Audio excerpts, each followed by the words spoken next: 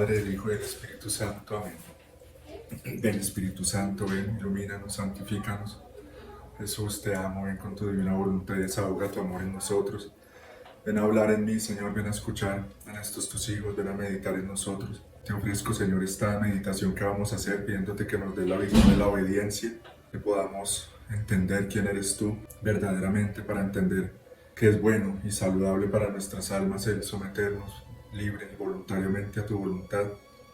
Podamos superar esta trampa en la que caímos de la autosuficiencia, de la autonomía, de ser en la práctica un Dios para nosotros mismos, de ser muchas veces los que decidimos, los que determinamos el actuar de nuestras vidas y no te dejamos a ti ser verdaderamente Dios. Enséñanos, Señor, a conocer tu autoridad, a descubrir el por qué es bueno obedecerte en todo, en tus leyes, en tus consejos, en tus mandatos, y hacer lo que tú nos has dicho, que como nuestra Madre María podamos hacer lo que tú nos has dicho, vivir como tú quieres, practicar tu Evangelio. Por eso te pedimos, Señor, con el poder de tu sangre preciosa, que reprendas, que ates, que encadenes en todos los demonios de rebeldía que tienen alguna influencia sobre nosotros, sobre nuestros hijos, sobre nuestras familias, sobre el mundo entero. Te reparamos, amado Jesús, y te pedimos perdón por tanta desobediencia que hay a ti, a tu autoridad, a tu voluntad divina, por todo un mundo que no reconoce que tú eres Rey, que no reconoce que tú mereces todo el dominio, toda la autoridad sobre tus criaturas, que no reconoce que todo lo que tú nos pides y mandas es por amor, para llevarnos a la verdadera plenitud, a la verdadera felicidad, por todo el mundo que no soporta ya el orden, que no soporta ya las leyes, que no soporta ninguna autoridad porque quiere regirse por sí, cada uno, por su propia soberbia, por sus propios criterios, por sus propias ideas, aunque sean una completa mentira. Hoy, Señor, te pedimos a nombre de todos esa virtud de la obediencia, de la docilidad a tu voluntad. A ti, Madre Inmaculada, que has sido la humilde esclava, la humilde sierva del Señor, te pedimos la virtud de la obediencia, que como tú podamos ser almas que tengan esa voluntad humana totalmente a los pies de la voluntad divina, para que le dejemos a Dios ser Dios en nosotros, para que le dejemos a Dios esa plena libertad, que le dejemos a Dios ordenar y embellecer nuestras vidas. Enséñanos a renunciar a esos caprichos de nuestra voluntad humana. Enséñanos a ser humildes, sobre todo para que vivamos en la verdad, en la realidad. Repara con tu humildad por tanta soberbia, por tanto orgullo, y en toda una generación que, siendo la más débil, la más necia, la más ignorante, está a la vez la más soberbia, la más orgullosa, que siendo una generación tan ciega y tan ignorante, hasta convertirse casi en tontos, estúpidos, somos a la vez la generación que se cree más audaz, más hábil, más avanzada, más evolucionada. Repara por toda esta mentira, por todo este engaño que viven tantos jóvenes hoy en día, especialmente tantos jóvenes y todos los que hemos sido hijos de una generación rebelde, de una generación liberal, que ha enarbolado, que ha idolatrado esa libertad humana, que ha erigido esculturas y estandartes a esa libertad tan mal usada, esa libertad que nos lleva hacia un abismo. Enséñanos a descubrir que somos verdaderamente libres cuando obedecemos al Creador. Amén. Bueno, y como digo en estas oraciones, porque oro tanto insistiendo sobre la obediencia, sobre el someternos a la voluntad de Dios, porque eso es lo que vamos a ver hoy. Precisamente, pues el Señor quiere que hablemos de esto, porque antes de seguir con los pasos, que es como el proceso que llevamos, los pasos para vivir en la divina voluntad, es importante, muy importante, o sea, es fundamental eso, que entendamos que esos pasos que la divina voluntad quiere hacer en nuestras almas, que Dios mismo quiere hacer en nuestras almas, son pasos que solo Él podrá ejecutarlos en nosotros si somos obedientes. Entonces, si nosotros, por no ser verdaderamente dóciles, humildes ante Dios, reconocerlo como Rey, como hijos obedientes también que lo reconocen verdaderamente como padre en la práctica, pues somos los que bloqueamos, los que dilatamos, los que demoramos que esa divina voluntad vaya haciendo esos pasos en nuestras almas. Entonces nos quedamos estancados, nos quedamos, en vez de que esas verdades y todas las gracias que Dios nos va dando se conviertan en puentes, ¿no? O en alas que nos llevan ya a volar, a emprender esa unión con Dios, pues muchas veces nosotros lo que hacemos es ir construyendo muros, ¿no? Nosotros mismos nos volvemos un muro, no un puente. Por eso he querido hablar de esto también al ver todo un mundo que con los recientes acontecimientos, por ejemplo con la muerte en Estados Unidos, pues que está recogiendo el fruto de lo que ha sembrado, ¿no? Un país que viene enseñándole al mundo entero a través de las películas que matar es un juego, que matar es una diversión, eh, y que viene pues difundiendo toda una cultura, aunque se gloríen de ser una cultura con, sí, tienen algo de raíces cristianas, pero muy tergiversado todo porque recordemos que ellos han sido ante todo protestantes. ¿Mm? Entonces han tenido algo de la verdad, pero no completa. ¿Sí? Y por eso es un país que de alguna manera los mismos cristianos tienen una visión todavía muy horizontal y muy materialista de las cosas. Pero aunque tienen algo de raíces cristianas, pues vemos cómo han sido, es que desde sus orígenes es un país que ha sido como consagrado al demonio, ¿no? Fundado por masones. Por eso es el país de la libertad, de lo que estamos hablando. O sea, donde la voluntad humana ha construido un falso paraíso, donde la voluntad humana ha dirigido toda una nación como vaya como el ideal, ¿no? De a donde se debe llegar. Un ideal que, como se vio representado en la caída de las Torres Gemelas, es un ideal con pies de barro.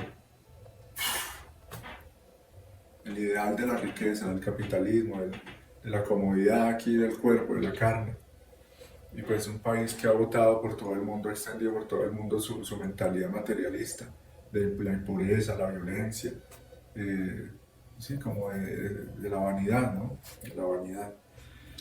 Y un acontecimiento que fue la muerte de Charlie Kirk, pues ha generado muchas cosas y esto me llevó también a, y con estas palabras que el Señor me ha dado, pues como a tratar de ir al fondo, ¿no? Hay mucho que aprender con ese acontecimiento porque se ve cada vez más palpable la guerra entre los hijos de la luz y de los hijos de las tinieblas. Y aquí en este canal, aunque yo hablo mucho como a los de adentro, a los cercanos, a los que ya están en un camino en la divina voluntad, a la gente de la fe, a los pequeños y a los sencillos, hoy quisiera hablar, ojalá compartan este video con personas así, como dirigiéndome,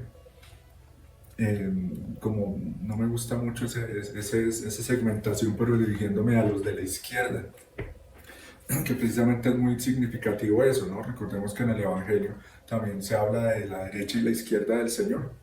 Los que están a su derecha, los de derecha, digamos los que son las personas que tratan de ser conservadores, o sea, ahí que hay un sometimiento a una autoridad, un reconocimiento de Dios y de sus leyes, un reconocimiento de la ley natural, empezando por ahí. Y los de la izquierda, pues montados en su rebeldía, ¿no? A los que el Señor en algún momento les tiene que decir, apartados de mí, malditos, no os conozco. Entonces, con la muerte de Charlie Kirk, anteriormente han habido masacres, también se relaciona muchísimo, o sea, es el mismo espíritu el que los mueve. También uno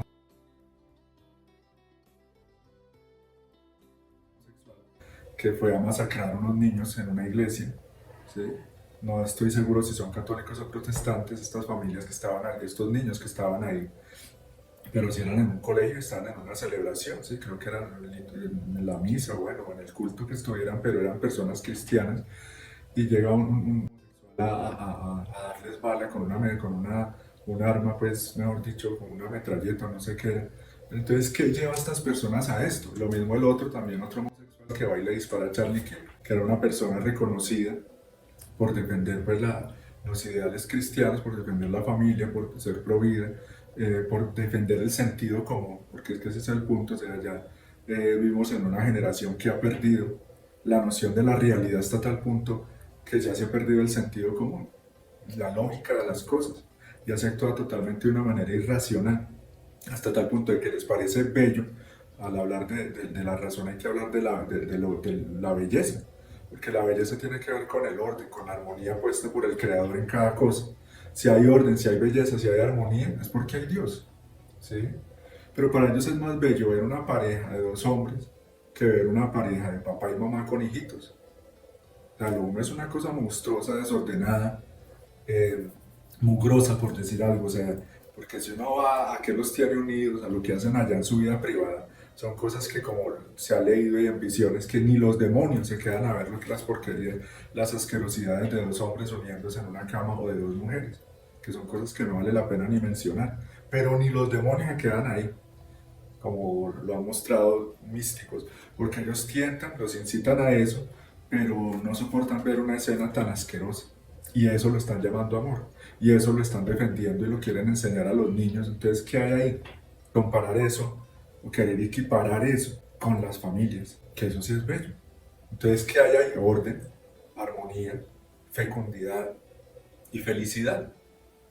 Entonces son personas que ya llegan al punto de estar tan endemoniados por una vida en el pecado, esclavos de su propia voluntad humana, que ya odian eso, odian una figura paterna, una figura materna, odian el orden, odian en el fondo a Dios, el odio a Dios. A ese punto se ha llegado en esa sociedad tan enferma. Porque este muchacho y estos niños que masacraron a estos dos enfermos mentales representan eso, representaban para ellos a Dios, o sea, una autoridad, un orden. Pobres almas, no se sabe qué habrán en sus corazones: maltrato, abusos, mucha soledad, mucho abandono. Y hay mucho que aprender ahí. Una de las cosas que hay que aprender es que así nosotros seamos católicos, así tengamos una familia conservadora, pero nuestros hijos están expuestos a todo el mundo, a todo el infierno, a través de un computador, a través de un celular.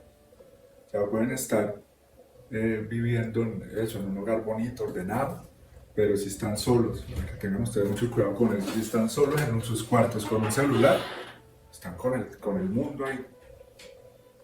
Porque no sé en el caso del que mató a los niños, pero en el caso del que mató a Charlie Kirk, se dice que era de familia, una familia bien, papá y mamá, hermanos, conservador, y se empezaría, quién sabe cómo, a envenenarse, obviamente a través del internet. Entonces hoy en día eso es un monstruo, es una bestia que está metida ahí en nuestros hogares, que penetra hasta donde quiere y que a través empezamos con el televisor, ¿no? Empezamos con la televisión, ya después con un computadorcito viejo, cuadrado, pero ahí después ya se fue metiendo el internet, después viene el celular, ¿m? Y cada vez más cosas, hasta tal punto de que llegarán, y ahora hay pues relojes en que también ya se quieren estar viendo series y todo eso, atrapados, esclavos ya no es solo, o sea, los santos y la iglesia, digámoslo así, combatía contra la esclavitud a las criaturas, o sea, enseñaba a que el alma no sea esclava de las criaturas, empezando por sí mismo. Y ahora se llega al punto de que ya no es esclavo solo de las criaturas, sino de los aparatos. Y unos aparatos, sí, en que pensaba yo en eso, miraba mi celular, tan pronto se levanta uno, bueno, primero, bueno, ahora, cada uno lo que hará, pero en el mundo la gente se lo primero al celular, y los que tienen cosas en redes y eso, a ver cuántos likes les llegaron, cuántos me gusta, cuántos comentarios, esclavitud. Y a estar agradando, a estar buscando nuevos seguidores, a estar buscando nuevos likes, más esclavitud. Pero bueno, vamos a lo importante aquí, que es escuchar al Señor. Aquí en el volumen 2 hay un capítulo de marzo 20 de 1899. Ojalá tomen nota de eso para que lo lean, lo mediten. En el volumen 2, mire lo que dice el Señor, hermano. Dice: Jesús vierte sus amarguras y le dice la causa de los males del mundo. Vamos a ver, Dios mismo nos va a decir cuál es la causa de los males en el mundo. Dice: esta mañana Jesús me habla, es muy importante esto, porque es que hoy como nunca estamos inundados de ¿qué? De males. Muchos males. Y males gravísimos, leyes gravísimas, gobernantes malísimos. Gobernantes malísimos.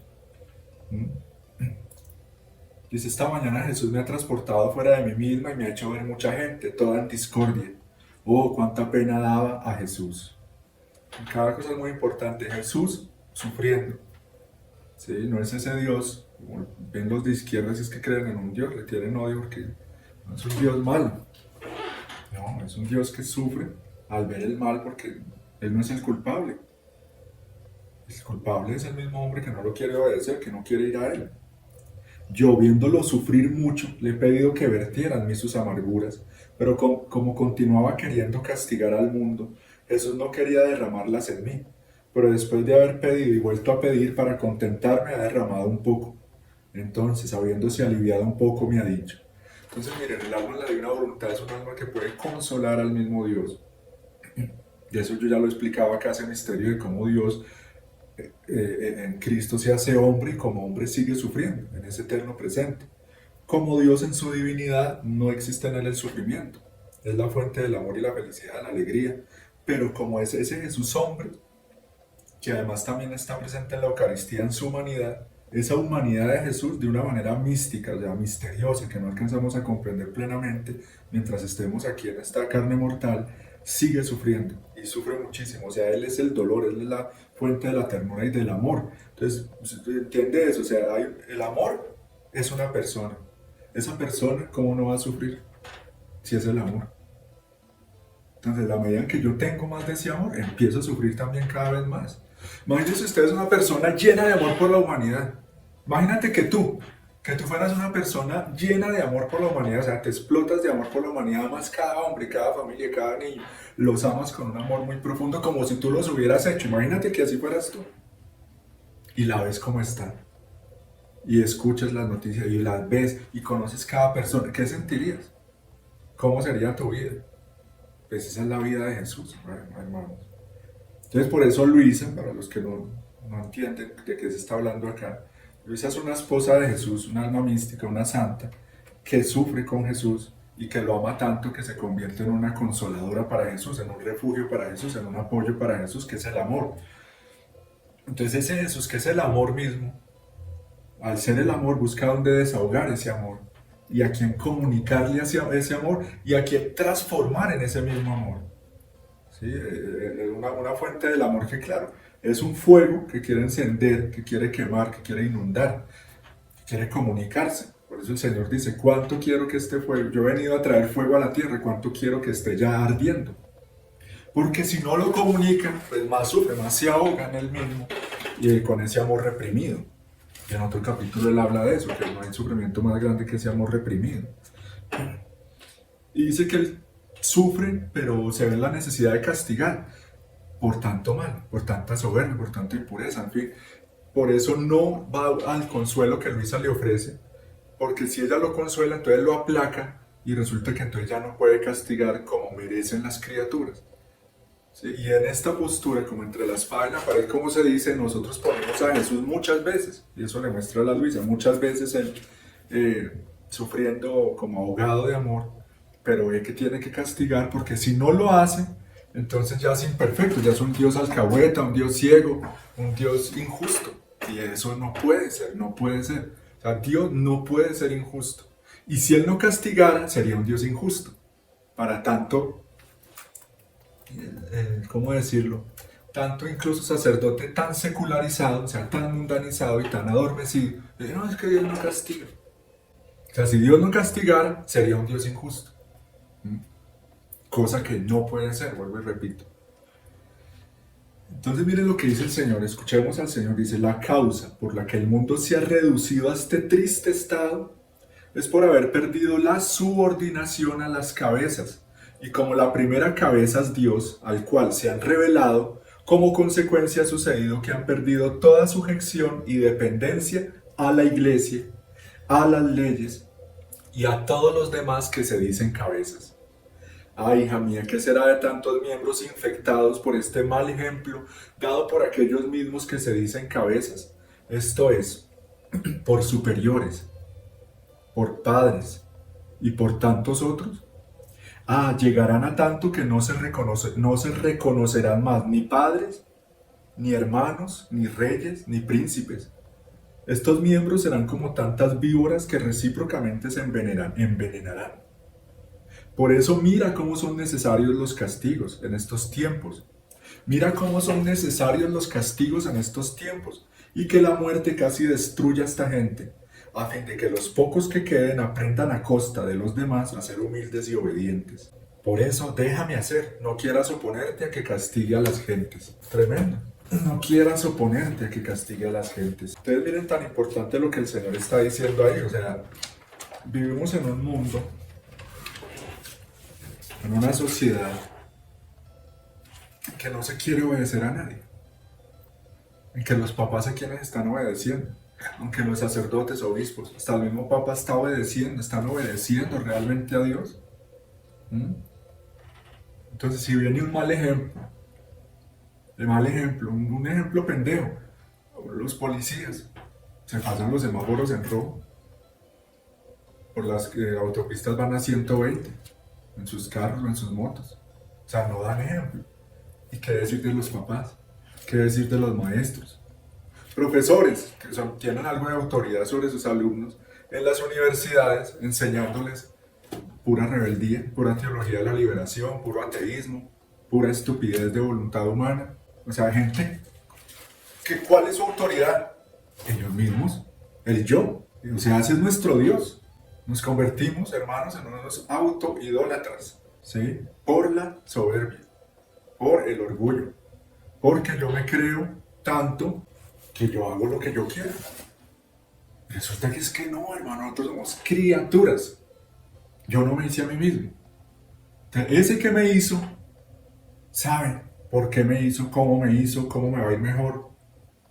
¿Sí? Como el ejemplo aquel ya tan repetido del que fabrica una máquina, un instrumento. Sabe cómo cuidarlo, cómo se usa, cómo sacarle el mejor provecho. Por eso lo hace con un manual. Entonces Dios nos ha dejado un manual. Dios nos ha dejado unas leyes, Dios nos ha dejado unos consejos, Dios nos ha dejado un camino a seguir, Dios nos ha dejado un ejemplo de verdadera autoridad que está en la virtud y en la santidad. Por eso Cristo es Rey y ante Él tenemos que aprender en la vida real, en la práctica, en la cotidianidad, a someternos, a obedecerlo, a arrodillarnos ante Él diciéndole: Señor, ayúdame a hacer tu voluntad, me conocer tu voluntad, me conocer tu plan.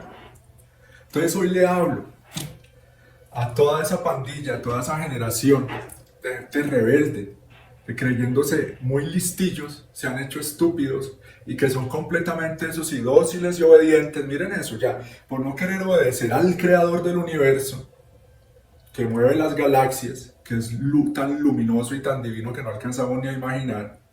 Entonces, obediencia y sometimiento a un sistema, a un mundo gobernado por demonios, a través de unos viejos avarientos que si ustedes los vieran y entendieran quiénes son los que los están manejando, entonces ahí sí montarían en rebeldía contra todos esos que con su plata nos están envenenando.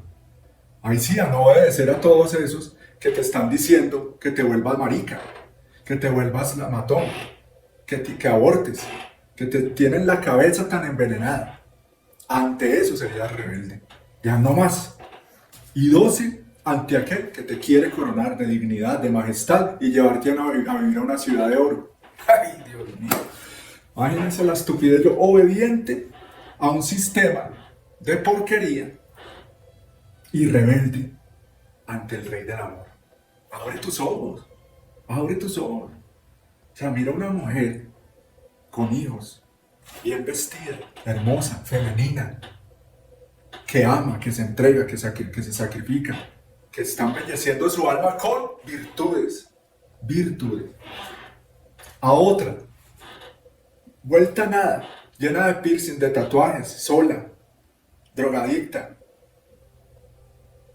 con una apariencia que se ha convertido en la vergüenza de sus familias. Esta gente así, de izquierda, son muchos de ellos, la vergüenza de sus familias.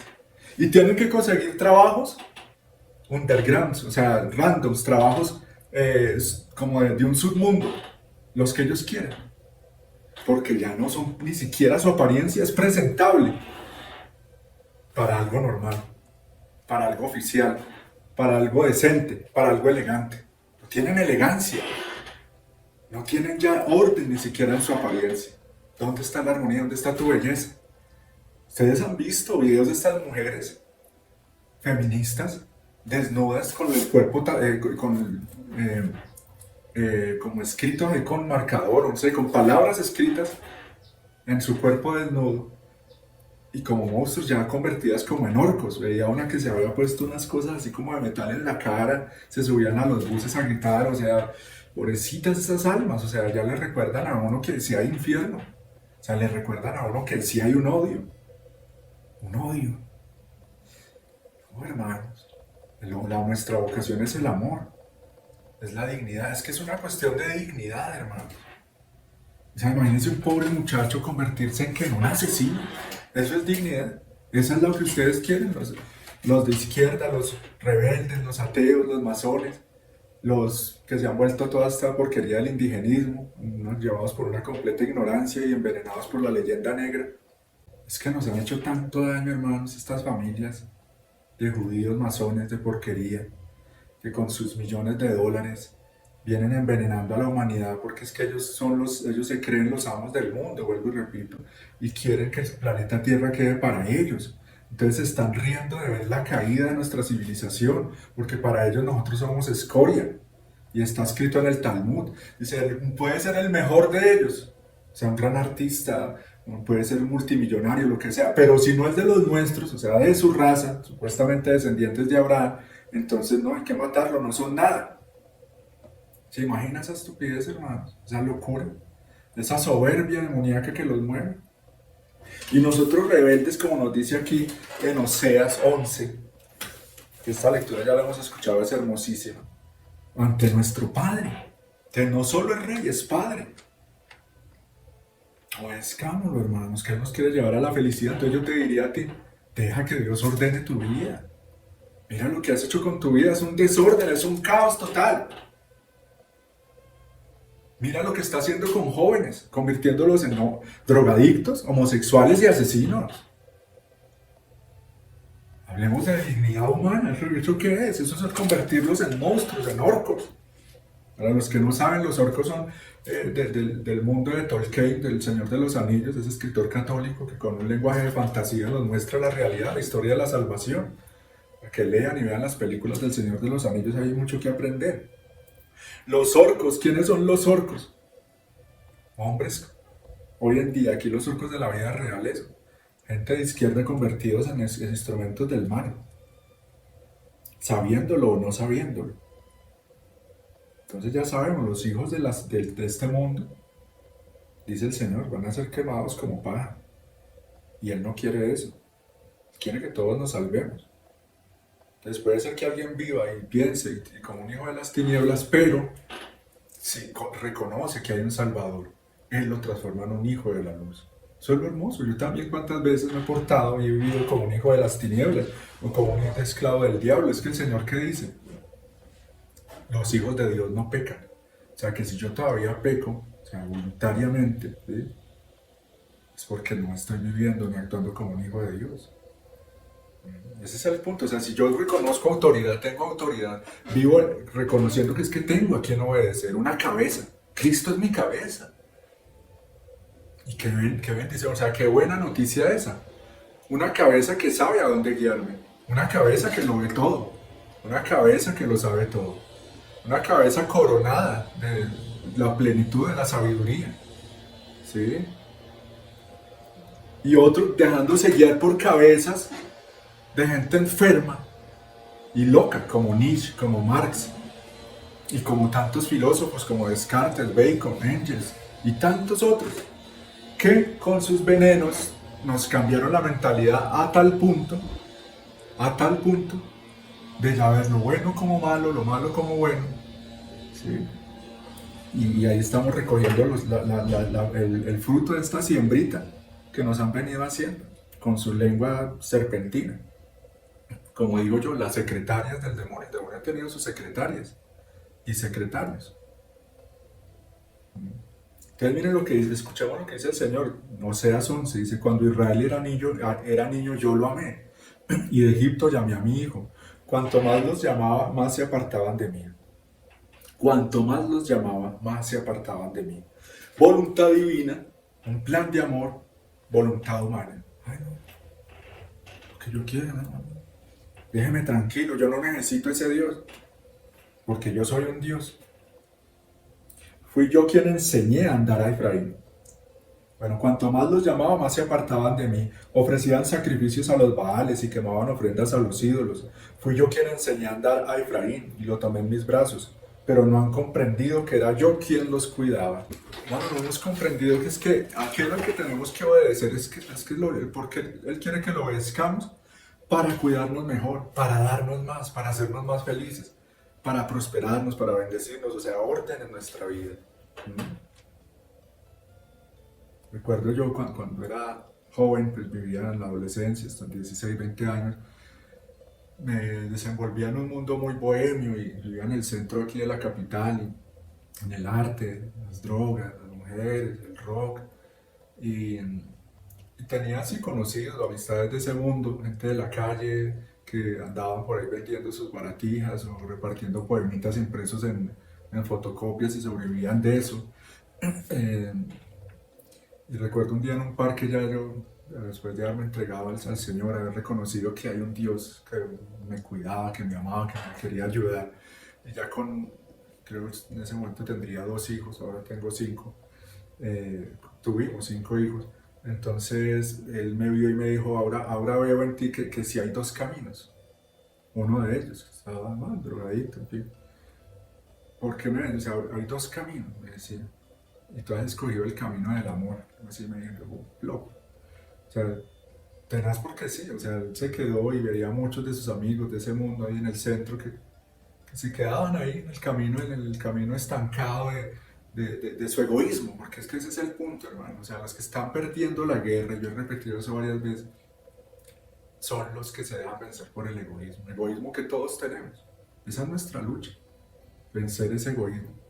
O sea, qué triste uno vivir y hacer lo que sea para... O sea, yo no entiendo cómo alguien puede, por ejemplo, comer, ir a almorzar con una plata que consiguió prostituyéndose, matando, vendiendo droga, para comer para mí.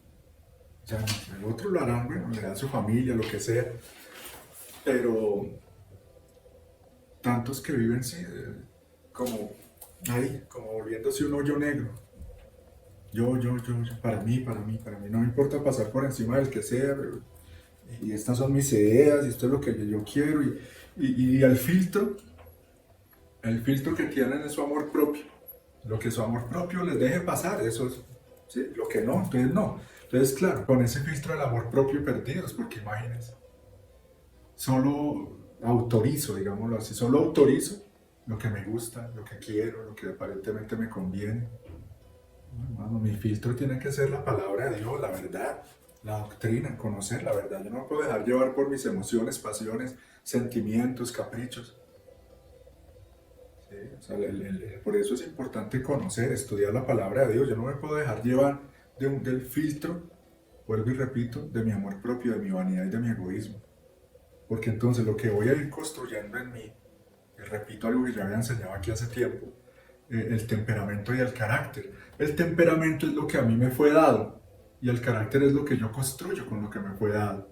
Es decir, el temperamento es como si fuera el terreno que a mí me dio Dios y el carácter es la casita que yo construyo sobre ese terreno.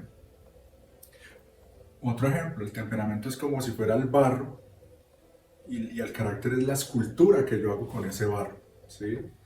Entonces, ¿qué caracteres se están formando? Por eso se habla de que no tienen carácter. ¿Por qué no se tiene un carácter feo? Charlie que les decía en la cara, es que él a veces era fuerte también. Le decía en la cara, es que hay gente es que miren, los de izquierda son feos por dentro, hay gente que es fea por dentro. Y en la cara se los decía. Porque sí, o sea, se vuelven, dejan afear su carácter porque no lo forman precisamente por esto que estamos viendo, por no asimilar la autoridad. Es algo muy importante a lo que quiero ir. Porque todo este desbarajuste tiene que ver mucho, y eso ya lo he hablado, por la ausencia del papá y la figura paterna en muchos hogares. Ojalá esto lo vieran en este video algunas de personas y compártelo. Si conoces a algún cobarde, a algún hombre que engendró hijos y nunca estuvo con ellos, no respondió por ellos, salió corriendo detrás de su amante, que eso pasa mucho desde las últimas décadas. Sí, se han hecho estudios, en Estados Unidos se hizo un estudio muy serio al respecto de por qué había aumentado tanto la delincuencia, la prostitución, todos los males, toda la decadencia social, todos los vicios en la sociedad, por la ausencia de los papás en la casa. ¿Qué es eso? Falta de autoridad, falta de buen ejemplo. Entonces, claro, una generación desbocada, eso es lo que tenemos. Una generación que creció desbocada, o sea, sin freno, sin una voz fuerte que los regañara, que los, como dice en la Sagrada Escritura, que de vez en cuando les diera en las costillas, dice. Como fuera, pero, o sea, una mano fuerte, con una voz fuerte, porque lo que yo he dicho es que por eso Dios es perfecto y hizo papá y mamá. El papá no puede hacer voz de mamá, ni sigue empezando por ahí. Y la mamá no puede hacer voz de hombre, aunque quiera. Empezando por ahí, por la voz, ya eso dice mucho. La figura, la fuerza, la forma propia que Dios ha hecho el hombre y la mujer. Cada uno con sus deberes, cada uno con su vocación propia, cada uno con su estilo, digámoslo así, con su belleza en el orden de Dios, como hombre y como mujer. Entonces, si los hogares hubieran crecido así con papá y mamá, pero un papá y mamá que dan buen ejemplo porque son creyentes y se someten a la autoridad de Dios, tratan de cumplir la voluntad de Dios, tratando de luchar todos los días contra el pecado, ¿sí? Contra sus propias debilidades y pasiones, pues entonces esos hijos pues, crecerían muy diferente a lo que tenemos ahora. Porque también hay otros que tienen el papá ahí, pero por los trabajos, ¿sí? Está muy ausente. Por ejemplo, este hijo muchacho que mató a Charlie Kirk, el papá como que fue militar toda la vida, entonces los militares nunca están en la casa, hasta que ya se pensionan, pero el resto no están y viajan y los dejan por meses, hasta por años. ¿Mm? Entonces sí, papás ausentes. Ese es el resultado. Pero resulta, hermanos, que el Padre Celestial nunca está ausente. Y si estamos así es por eso, por una falta de fe, de una confianza, de un acercamiento a Él, de un reconocer esa presencia tan amorosa. Miren lo que dice el Señor, dice, con cuerdas de ternura, con lazos de amor los atraía. Me devuelvo un poco, dice, fui yo quien enseñé a andar a Efraín y lo tomé en mis brazos, pero no han comprendido que era yo quien los cuidaba. Con cuerdas de ternura, con lazos de amor los atraía. Fui para ellos como quien levanta a un niño hasta sus mejillas o se inclina hasta él para darle de comer. Tendrán que regresar a Egipto y Asiria será su rey por no haber querido volver a mí. Esto es tremendo, hermanos, porque miren, como no hemos querido obedecer a Dios, como esta generación, esta sociedad no ha querido someterse a la autoridad de Dios, los gobernantes, entonces van a tener que enfrentarse a una autoridad bien autoritaria, valga la redundancia, a un dictador cruel, a un tirano, que va a ser el anticristo. Por eso aquí dice el Señor, tendrán que, dice, tendrán que regresar a Egipto y a Siria será su rey.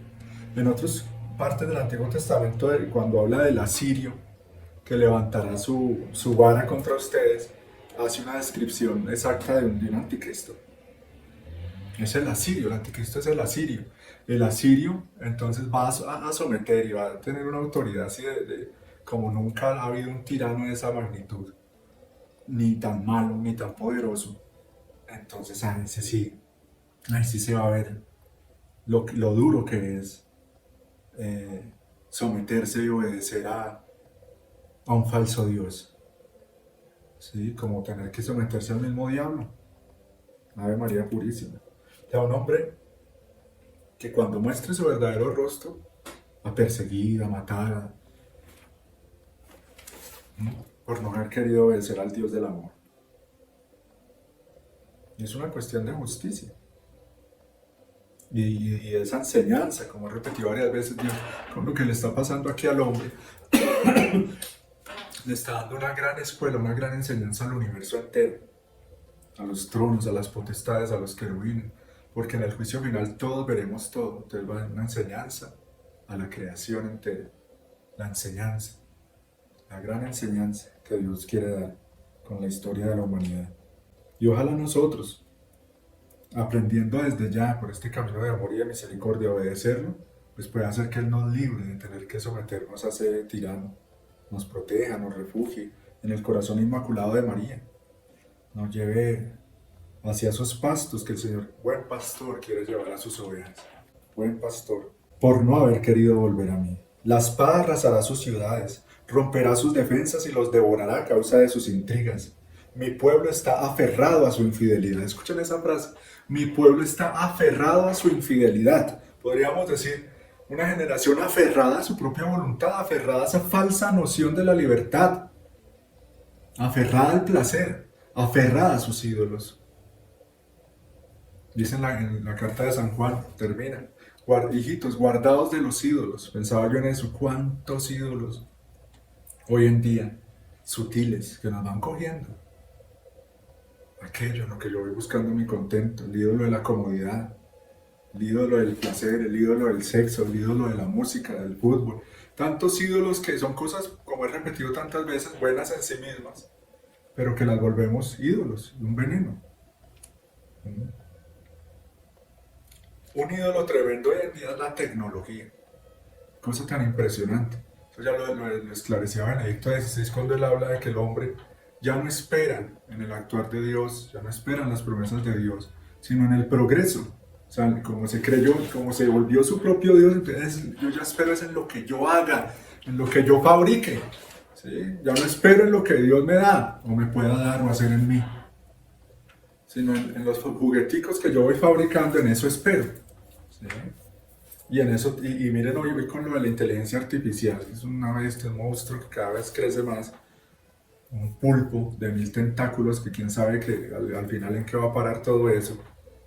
Dios tendrá que intervenir, porque con la inteligencia artificial sí que el hombre está esperando en eso, y como decía Chesterton, una cosa impresionante, o sea, el hombre como no sabe a dónde va, cualquier cosa, o sea, con tal de ir hacia adelante, piensa que eso ya es progreso y que eso ya está bien, pero resulta que es que el hombre no sabe para dónde va, y como no sabe para dónde va, ¿sí?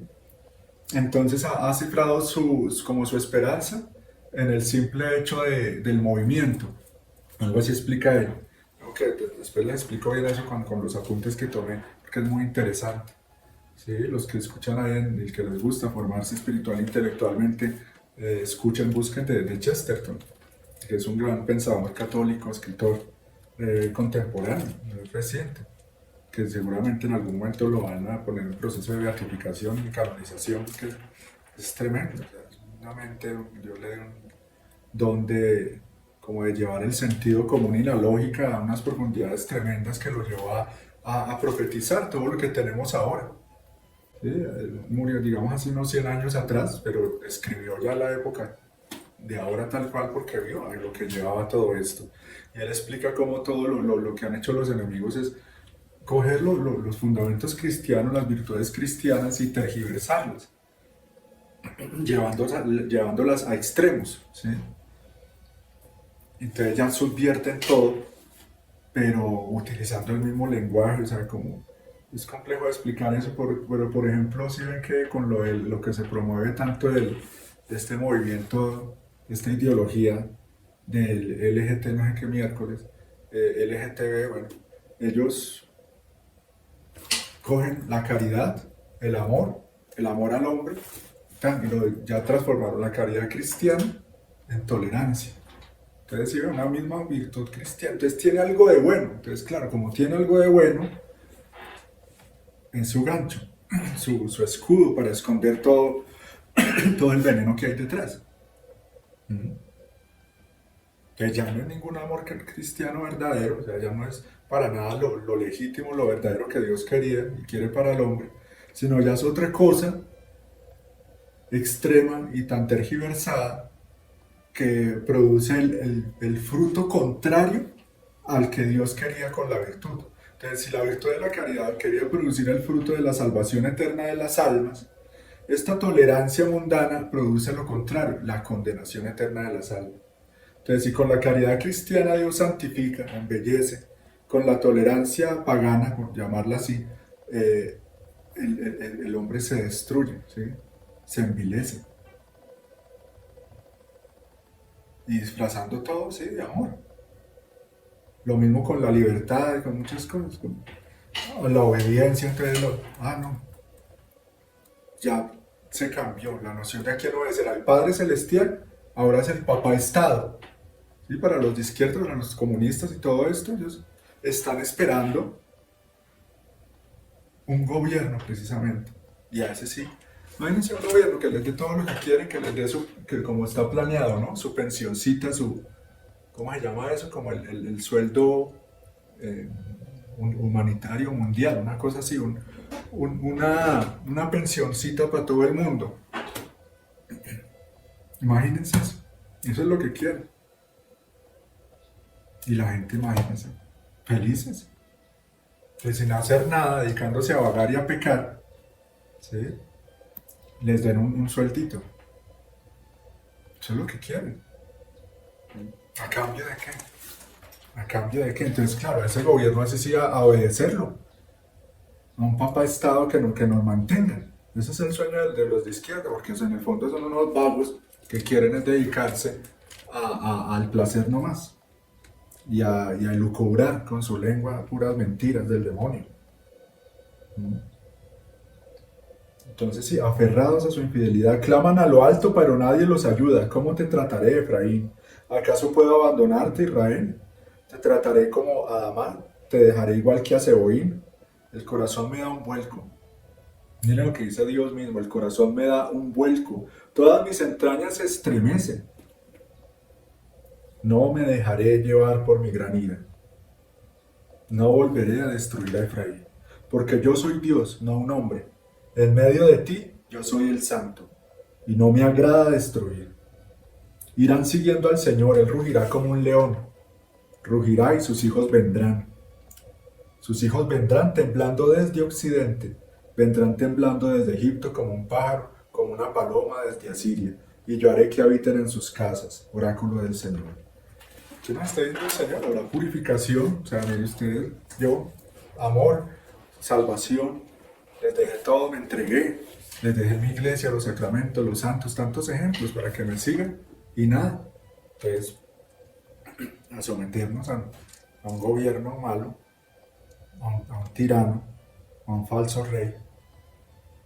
Pero el Señor finalmente se compadecerá y restaurará todo y le dará a su pueblo pues, la felicidad que Él ha querido. Lo perdonará. Ahí está todo en ese capítulo.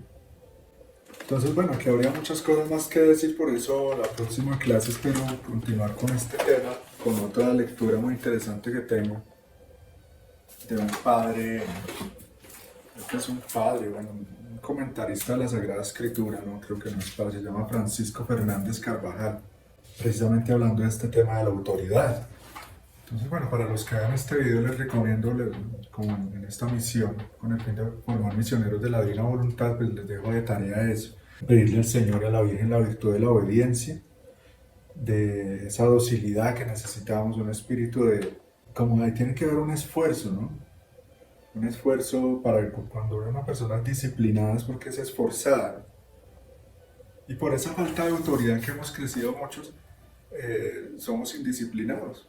Es una generación muy indisciplinada. Lo que le ha hecho falta a toda esta gente rebelde y enloquecida es disciplina, es orden, es autoridad. Y no les gusta ni siquiera escuchar esas palabras. ¿Sí? Y resulta que ahí está la solución. Ahí está la solución. Si yo me dejo llevar por ese falso yo y esa voluntad humana y sus caprichos, pues no me autoimpongo nada. Muy suave, todo muy a lo que me guste, a mi comodidad. Entonces, sí, ¿cómo se dice? La ley del menor esfuerzo. Mira lo que está llevando a mucha gente. Entonces, como unos caballos desbocados, ¿no? Necesitamos rienda. Necesitamos quien nos... Y ese es Dios. Que resulta que es que su yugo, como dice el Señor, es suave, es de amor. Él no nos tira de la rienda, nunca se impone, ¿sí? ¿No? Con suavidad. Por eso yo tengo que tener el conocimiento de su palabra, de su voluntad, para que libremente yo empiece a darle esa voluntad humana. Eso es a lo que tenemos que llegar con todo esto. Que tanto nos ha repetido la Virgen, que tanto yo he repetido en esta misión. El fin, el objetivo del Señor, lo que más nos pide la Virgen. Entréguenme esa voluntad. Dejen que yo les dé la mía.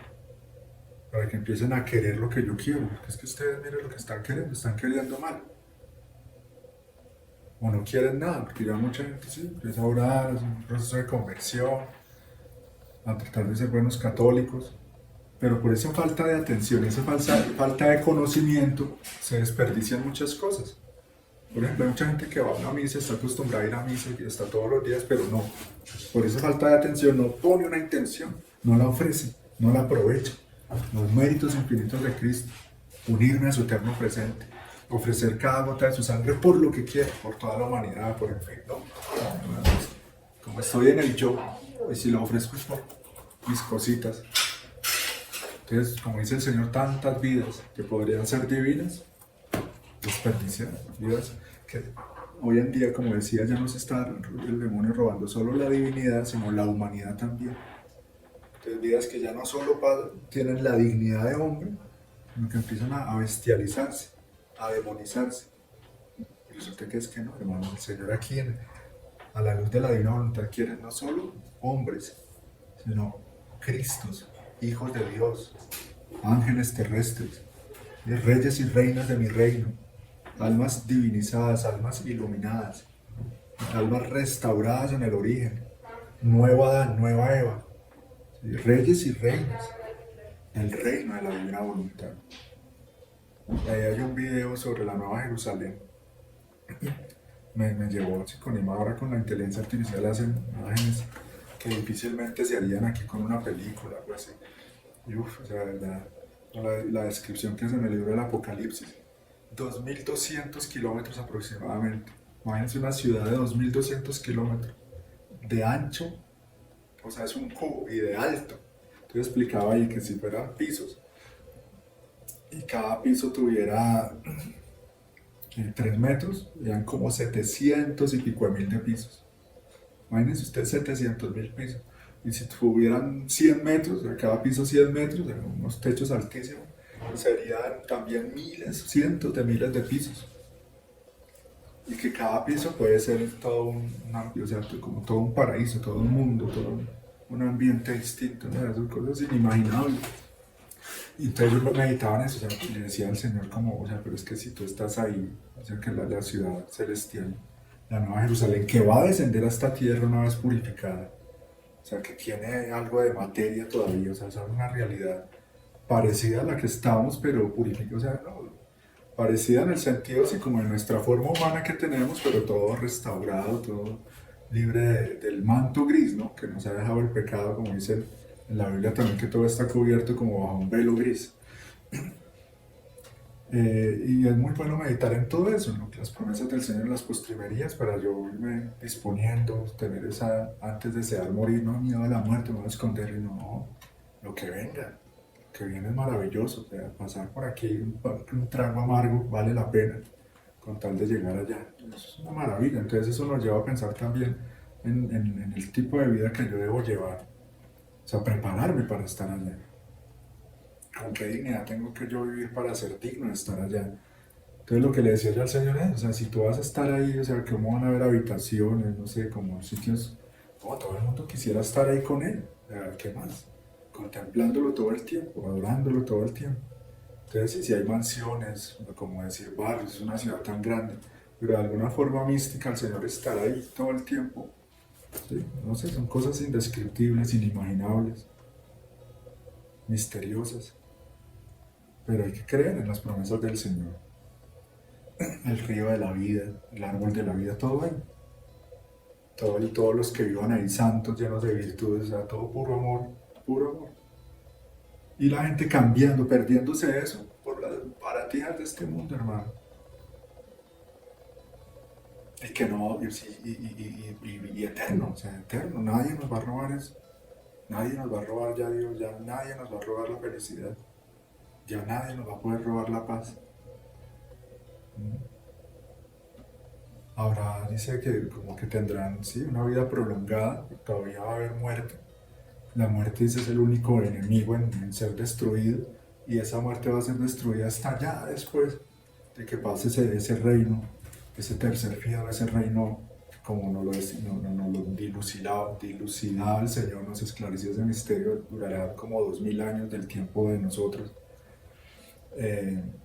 Y es muy lógico porque si es cada 2000 años que hay una renovación. Entonces ahora vendrían otros 2000 años al reino social de Cristo, como lo llaman los santos o la tradición de la iglesia, ese reinado del corazón de Jesús, 2000 años en la tierra. Y después de eso, dice, como dice en el libro del Apocalipsis, se suelta otra vez el demonio, reúne unos ejércitos, logra engañar a muchas almas otra vez, eso va a ser tremendo. Y después ya baja fuego del cielo y los destruye totalmente, y ahí sí el demonio se va para el infierno con todos los condenados eternamente. Ahí ya sí es el juicio final. ¿Y qué? Y ya ahí sí la muerte ya no va a existir, ya cada uno para el cielo o para el infierno. Entonces veamos, hermanos, cómo según la vida que yo esté llevando acá, en esta prueba, en que estamos entre el cielo y el infierno, entre el espíritu y la carne, entre Dios y el demonio, entre la voluntad divina y la voluntad humana, mientras estemos acá, estamos como abonando, ¿sí? Capitalizando, ahorrando, allá o abajo, según mi vida.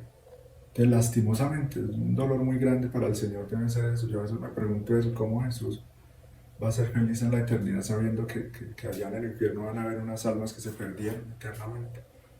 ¿Quién curará ese dolor? ¿Quién sabe que quedará ahí una llaga, la llaga de su corazón ahí eternamente? Es un misterio muy grande. Porque, sí, o sea, mejor dicho, hermano, es muy serio eso. ¿Cómo yo puedo estar cambiando, poniendo en riesgo estar allá en la eternidad feliz, en la Nueva Jerusalén? Por las bagatelas, por los engaños, por los caprichos. Y vemos toda esta gente, hermanos, piensan que la vida es esto aquí nomás. O sea, que es tapa, ¿no? Pensar que lo importante es disfrutar un ratico acá. Es que es como si yo cuando entro en esa dimensión de la divina voluntad y vuelvo acá, es como chiquitico, como agrisado, como, o sea, ahí aquí como opaco, en comparación a Dios y a su reino, todo aquí es opaco.